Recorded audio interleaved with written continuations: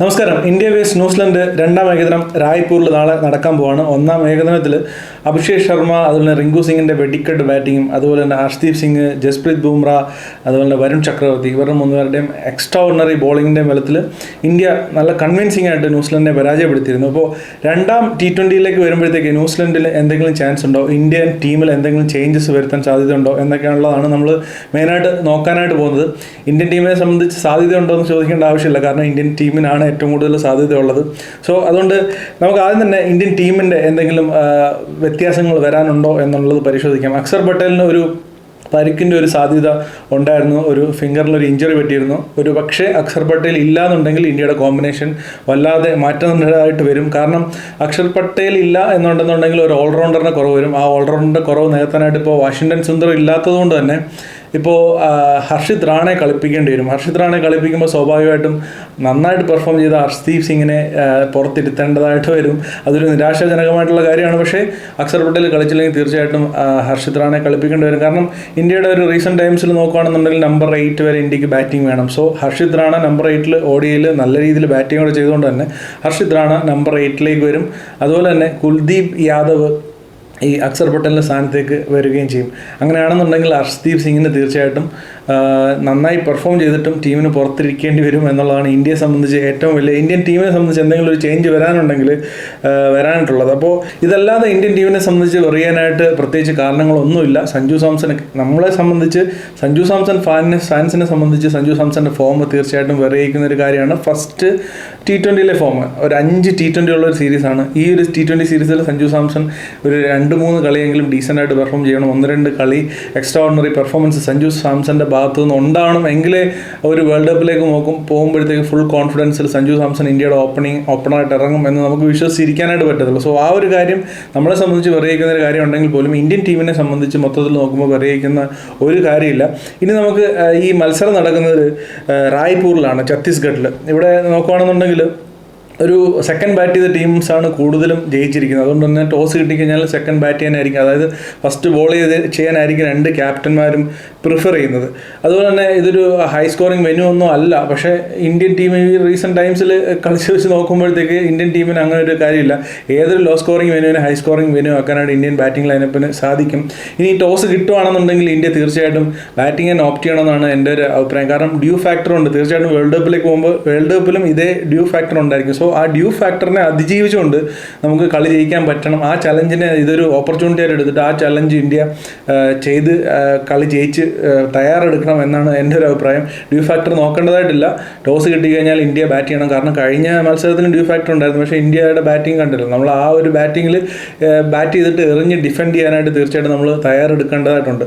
ഇനി ന്യൂസിലൻഡിലേക്ക് വന്നു കഴിഞ്ഞാൽ ന്യൂസിലൻഡിൻ്റെ നമ്മൾ കഴിഞ്ഞ മത്സരത്തിൻ്റെ റിവ്യൂവിൽ പറഞ്ഞ പോലെ തന്നെ ഒരു ടീം കോമ്പിനേഷൻ വളരെ ഒരു പത്തറ്റിക് ആയിട്ടുള്ള സിറ്റുവേഷനിലായിട്ടാണ് എനിക്ക് കഴിഞ്ഞ ഫസ്റ്റ് T20യിൽ തോന്നിയത്. കാരണം നമ്പർ 7 ബാറ്റ് ചെയ്യുന്നത് സാറ്റ്നറാണ്. അത്ര വീക്കായിട്ടുള്ള ഒരു ബാറ്റിംഗ് ലൈനപ്പ്. അതുപോലെ തന്നെ ബോളേഴ്സിന് ഇത്രയും ബോളേഴ്സ് ഉണ്ടായിട്ടും എഫക്റ്റീവായിട്ട് അവർക്കത് യൂസ് ചെയ്യാനായിട്ട് പറ്റുന്നില്ല. അതുപോലെ തന്നെ ഓപ്പണേഴ്സ് ആയിട്ടുള്ള ഡെവോൺ കോൺവേ, അതുപോലെ റൺ ഡൗൺ ഇറങ്ങുന്ന രച്ചിൻ രവീന്ദ്ര, ഇവരുടെ ഒരു T20 ഫോർമാറ്റിന് പറ്റിയ ഒരു ബാറ്റ്സ്മാൻമാരായിട്ടും തോന്നിയിട്ടില്ല.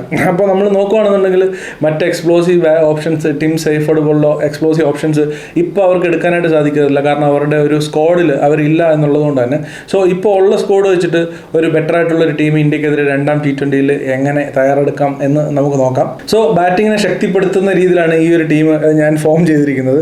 സോ എന്തായാലും ഡെവോൺ കോൺവേ ഞാൻ ടീമിന് പുറത്തേക്ക് കളഞ്ഞിട്ടുണ്ട്. Rachin Ravindra will open with Robinson. അതുപോലെ തന്നെ നമ്പർ 3 ഡാരൽ മിച്ചലിനെ കൊണ്ടുവരും. കാരണം ഡാരൽ മിച്ചൽ ലോവർ എൻഡിൽ ബാറ്റ് ചെയ്യുന്ന അത്ര സുഖമായിട്ട് എനിക്ക് തോന്നുന്നില്ല personally. Number 4 Phillips, number 5 Chapman, number 6 Bevon ജേക്കബിനെ ഒരു ഫിനിഷറായിട്ട് അത്യാവശ്യം നന്നായിട്ട്, ഒരു യങ്സ്റ്ററാണ്, അത്യാവശ്യം നന്നായിട്ട് ഫിനിഷറായിട്ട് തിളങ്ങിയിട്ടുണ്ട്. ഒരു യങ്സ്റ്റേഴ്സ് ടീമിനുള്ളിലേക്ക് വരുമ്പോഴത്തെ ഒരു ഫ്രഷ് ഒരു ഫീൽ ഒരു മൊത്തത്തിലൊരു ടീമിന് കിട്ടും. സോ ബെവോൺ ജേക്കബ് ഞാൻ തീർച്ചയായിട്ടും റെക്കമെൻഡ് ചെയ്യും. നമ്പർ 7 ജിമി നീഷത്തെയോ അല്ലാന്നുണ്ടെങ്കിൽ സാക് ഫോക്സിനെയോ അവർ തീർച്ചയായിട്ടും പരീക്ഷിക്കണം. രണ്ടുപേരും ഓൾറൗണ്ടേഴ്സാണ്. ജിമി നീഷത്തിൻ്റെ കയ്യിൽ എക്സ്പീരിയൻസ് ഉണ്ട്. സാക് ഫോക്സ് എന്ന് പറഞ്ഞാൽ നമ്മൾ പറഞ്ഞ പോലെ തന്നെ ഒരു ഫ്രഷ് ഫേസ് ആയതുകൊണ്ട് തന്നെ ഒരു ഫ്രഷ് ഒരു അപ്രോച്ച്, ഒരു ഫ്രഷ്നെസ് ടീമിലേക്ക് കൊണ്ടുവരാൻ, എനർജി ടീമിലേക്ക് കൊണ്ടുവരും, തീർച്ചയായിട്ടും ഹെൽപ്പ് ചെയ്യും. So number 8 Santner, number 9 Sodi, number 10 കെയിൽ Jamieson, number 11 Jacob Duffy.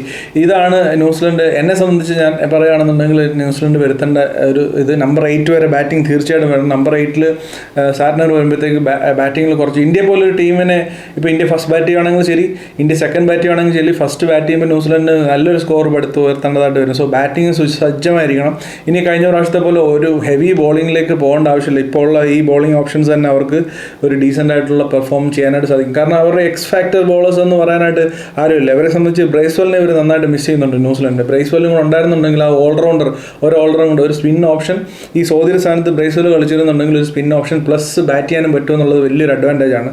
So അതില്ലാത്തത് കൊണ്ട് തന്നെ ഇങ്ങനൊരു ടീമായിരിക്കും ന്യൂസിലൻഡിനെ സംബന്ധിച്ച് ഏറ്റവും കൂടുതൽ ഹെൽപ്ഫുൾ ആവുമെന്ന് എനിക്ക് തോന്നുന്നു. എന്തായാലും കോൺവേയും അതുപോലെ തന്നെ ക്രിസ്ത്യൻ ക്ലർക്കിനെ ഞാൻ ടീമിൽ നിന്ന് പുറത്തേക്ക് വിട്ടിട്ടുണ്ട്. ക്രിസ്ത്യൻ ക്ലർക്ക് ഡീസൻ്റായിട്ട് തന്നെയാണ് കഴിഞ്ഞ കളിയിൽ ബാറ്റ് ചെയ്തത്, പക്ഷേ കുറച്ചും കൂടെ ബാറ്റിംഗ് സ്ട്രെങ്തൻ ചെയ്യേണ്ടതായിട്ടുണ്ട്. സോ ഓവറോൾ നോക്കുകയാണെന്നുണ്ടെങ്കിൽ ഇന്ത്യക്ക് പറയാനായിട്ട് ഒന്നുമില്ല. ഇന്ത്യ തന്നെയാണ് വീണ്ടും ഫേവറേറ്റ്സ് രണ്ടാം T20 പോകുമ്പോഴും. പക്ഷേ ന്യൂസിലൻഡിനെ ലൈറ്റായിട്ട് എടുക്കാൻ പറ്റത്തില്ല എന്ന് നമുക്ക് ഏകദിനത്തിൽ നമുക്ക് മനസ്സിലായതാണ്. അതുപോലെ തന്നെ ടെസ്റ്റിൽ ഇതിനു മുമ്പ് ന്യൂസിലൻഡ് മനസ്സിലാക്കി തന്നിട്ടുള്ളതാണ്. അതുകൊണ്ട് തന്നെ ന്യൂസിലൻഡിനെ ലൈറ്റായിട്ട് എടുക്കാൻ സാധിക്കത്തില്ല. സഞ്ജു സാംസന്റെ ഫോം തീർച്ചയായിട്ടും ഒരു വലിയ ഫാക്ടറാണ്. രണ്ടാം T20 സഞ്ജു സാംസൺ സ്കോർ ചെയ്തേ പറ്റൂ. ഒരു 30+ എങ്കിലും മിനിമം അടിക്കണം. അത് 50+ ആക്കുകയാണെന്നുണ്ടെങ്കിൽ വളരെ നല്ല കാര്യം. അഭിഷേക് ശർമ്മ ഒരു മാച്ചിൽ അടിച്ചു, അടുത്ത മാച്ചിൽ സഞ്ജു സാംസൺ അടിക്കുകയാണെന്നുണ്ടെങ്കിൽ ഇന്ത്യൻ ടീമിനെ സംബന്ധിച്ചും അതൊരു വലിയൊരു കാര്യമായിരിക്കും. കാരണം രണ്ട് ഓപ്പണേഴ്സും നന്നായിട്ട് കളിക്കുകയാണെന്നുണ്ടെങ്കിൽ വേൾഡ് കപ്പിലേക്ക് ഹെഡ് ചെയ്യുമ്പോഴത്തേക്ക് ടീമിന് നല്ല കോൺഫിഡൻസ് ആയിരിക്കും. ഇഷാൻ കിഷനെ കഴിഞ്ഞ റിവ്യൂവിൽ ഇഷാൻ കിഷൻ പെർഫോം ചെയ്തില്ല, ഒരു ഭാഗ്യമായിട്ട് എന്നൊക്കെ ഞാൻ പറഞ്ഞത് ഇഷാൻ കിഷനോടുള്ള ഒരു വെറുപ്പുണ്ടോ അല്ലെങ്കിൽ ആ ഇഷ്ടമല്ലാത്തതുകൊണ്ടൊന്നുമല്ല. കാരണം സഞ്ജു സാംസൺ ഒരുപാട് ഈ പൊസിഷൻ എന്ന് പറയുന്ന ഒരു വലിയ ഇമ്പോർട്ടൻ്റ് ആയിട്ടുള്ള ഒരു ഫാക്ടറാണ്. ഇപ്പോൾ സഞ്ജു സാംസൺ ഇത് മുമ്പ് കളിച്ചുകൊണ്ടിരുന്ന് വീണ്ടും മിഡിൽ ഓർഡറിൽ കളിച്ചിട്ടാണ് സഞ്ജു സാംസൺ വീണ്ടും ഈ ഓപ്പണിംഗ് സ്ലോട്ടിലേക്ക് വരുന്നത്. സോ അഡാപ്റ്റ് ചെയ്യാനായിട്ട് കുറച്ച് ടൈം എടുക്കും. സോ അങ്ങനെ ഷഫിൾ ചെയ്യുന്ന ഒരു പ്ലെയറിനെ സംബന്ധിച്ച് തീർച്ചയായിട്ടും ഒരു കുറച്ചും കൂടെ അവസരം കിട്ടേണ്ടതുണ്ട്. അപ്പോൾ ഇഷാൻ കിഷൻ വന്നിട്ട് ഇങ്ങനെ നല്ലൊരു 2 ഇന്നിങ്സ് കളിച്ചിട്ട് പെട്ടെന്ന് വീണ്ടും സെലക്ടേഴ്സ് ഇഷാൻ കിഷനിലേക്ക് പോവുകയാണെന്നുണ്ടെങ്കിൽ അത് അത്ര ഫെയർ ആയിട്ട് വരില്ല. അത് സഞ്ജു സാംസൺ എന്നല്ല, ഏത് പ്ലെയർ ആണെങ്കിലും ശരി, അത് അത്ര ഫെയർ ആയിട്ട് വരില്ല. അതുകൊണ്ടാണ് അതൊരു സഞ്ജു സാംസൺ പെർഫോം ചെയ്യട്ടെ, സഞ്ജു സാംസൺ തന്നെ ഫസ്റ്റ് ഓപ്ഷൻ വിക്കറ്റ് കീപ്പറായിട്ട് കളിക്കട്ടെ എന്നാണ് എൻ്റെ ഒരു ആഗ്രഹം. എന്തായാലും അർഷ്ദീപ് പുറത്തിരിക്കുക എന്ന് പറഞ്ഞാൽ അക്സർ കളിക്കുന്നുണ്ടെങ്കിൽ അർഷ്ദീപ് പുറത്തിരിക്കുക എന്നുള്ളത് അർഷ്ദീപിനെ സംബന്ധിച്ച് വളരെ നിരാശപ്പെടുത്തുന്ന കാര്യമാണ്. ഇൻ ആൻഡ് ഔട്ടായിട്ട് തന്നെയാണ് അർഷ്ദീപ് ഇപ്പോൾ റീസെൻറ്റ് ടൈംസിൽ T20 സ്ക്വാഡിൽ വന്നുകൊണ്ടിരിക്കുന്നത്.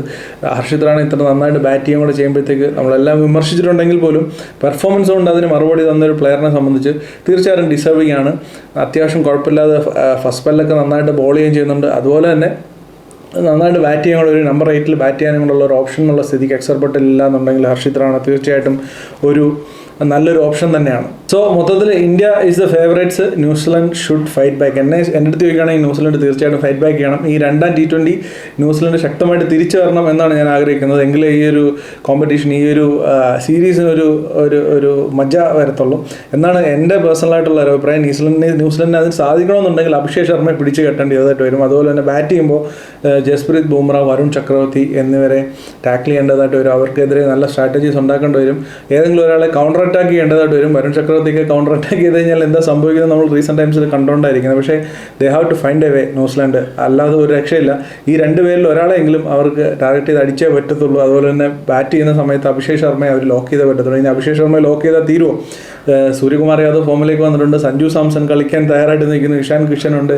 അവിടുന്ന് താഴേക്ക് വന്നാൽ ഹാർദിക് പാണ്ഡ്യ ഒരു രക്ഷയില്ലാത്ത രീതിയിൽ കളിക്കുന്നു. Rinku Singh. Indian team is very strong. So ന്യൂസിലൻഡിനെ സംബന്ധിച്ച് വളരെ പണിയുള്ള ഒരു പരിപാടിയാണ് രണ്ടാം T20 ജയിക്കുക എന്നുള്ളത്. അവരെ കൊണ്ട് തിരിച്ചു വരാൻ സാധിക്കട്ടെ. അപ്പോൾ മറ്റൊരു ക്രിക്കറ്റ് റിലേറ്റഡ് വീഡിയോയിൽ വീണ്ടും നമ്മൾ കാണുന്നതുവരെ ബൈ.